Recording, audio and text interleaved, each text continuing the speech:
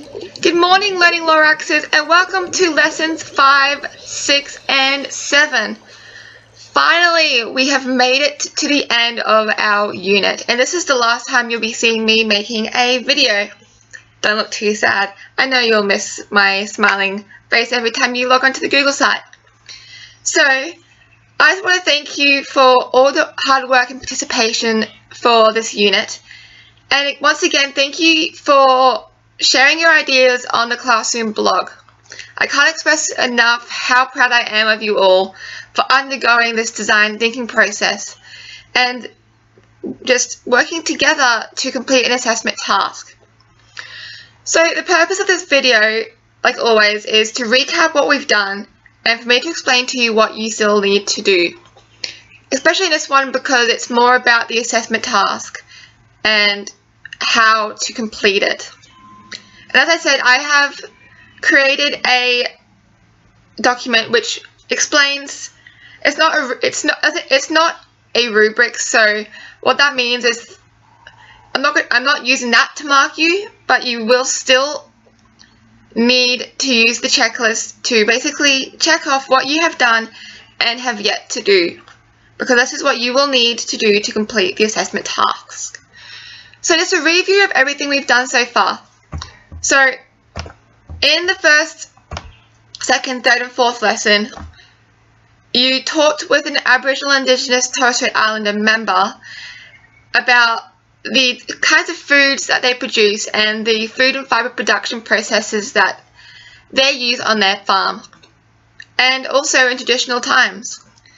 In lesson 2, you conducted research more in depth into the plants that they produce and the Aboriginal and Torres Strait Islander food and fibre production processes. You then collated this information into a table on Microsoft Excel, and you shared this online with everyone else.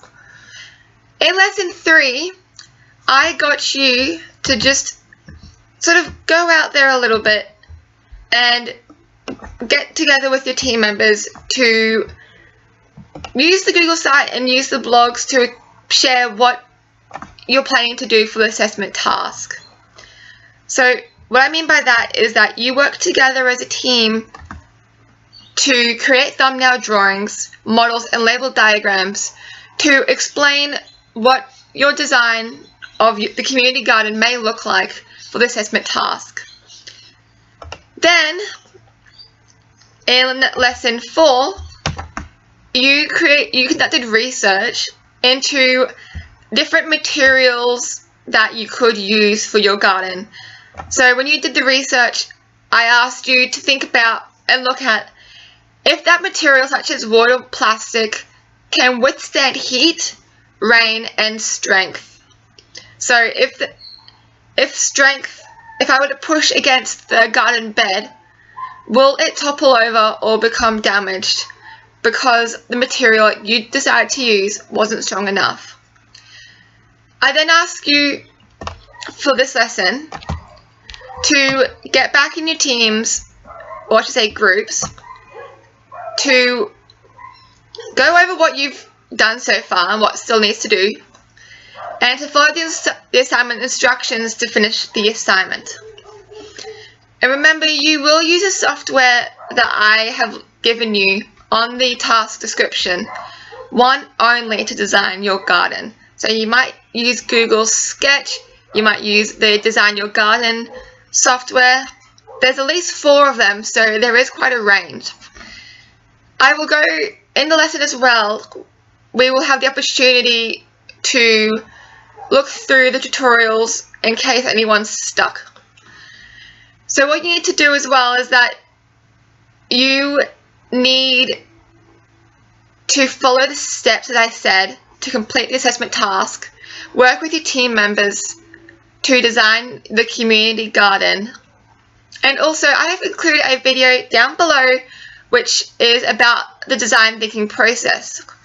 Even though I've uploaded a document every single lesson, it is a good video to explain to you what each step involves, and this might even help you to complete the assessment task. So, as always, go onto the Classroom blog for the final time to share your ideas with others, and even to talk with your group members outside of class about what still needs to be done and any ideas that you have which might just pop into your head in the middle of the night while you're sleeping. You never know. So, as always, contact me if you have any questions.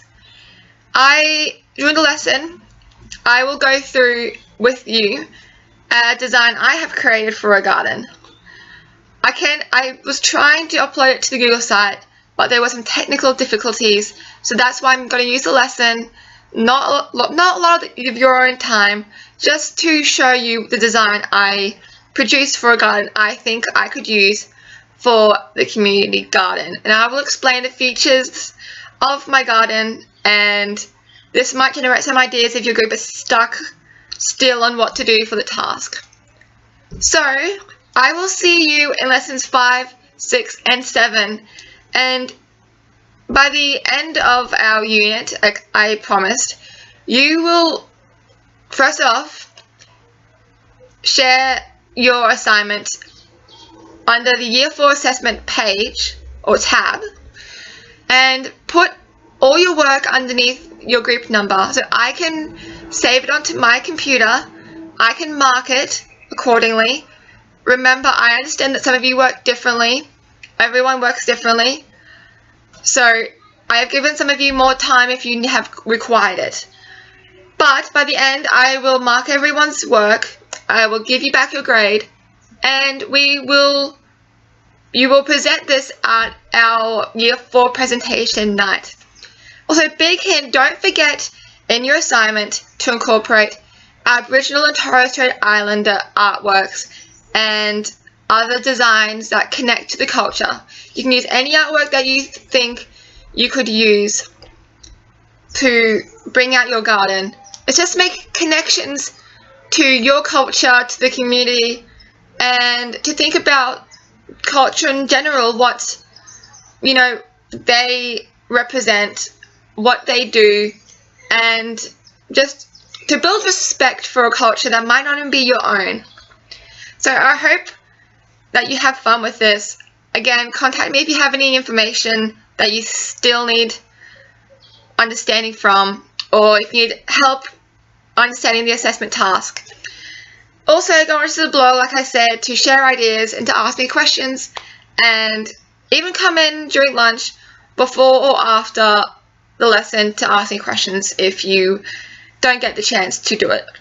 So thank you everyone for your amazing participation in this unit, and I will see all of you learning Loraxes in lessons 5, 6, and 7. Bye!